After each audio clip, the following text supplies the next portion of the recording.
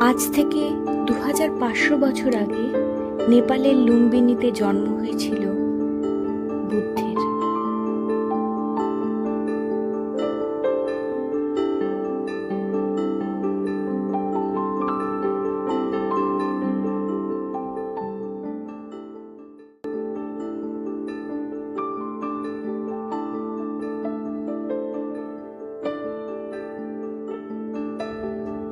রাজার ছেলে হয়েও তিনি সংসার ত্যাগ করে তপস্যা করেন এবং বোধি অর্থাৎ জ্ঞান লাভ করে বুদ্ধ হন।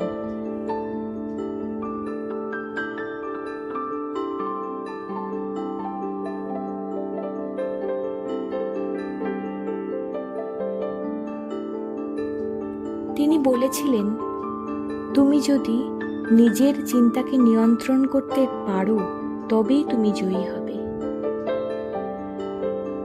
শান্তি তোমার ভেতরেই আছে, বাইরে নয়। দুঃখকে জয় করতে পারো তুমি নিজেই, আর কেউ নয়।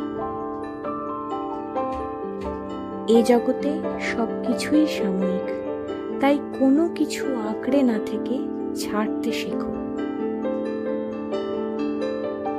তোমার কাজই তোমার চিন্তা ভাবনার পরিচয় দেয়। সময়ের সাথে সাথে আমরা বুঝতে শিখি, আর ধীরে ধীরে দুঃখ কমে যায়।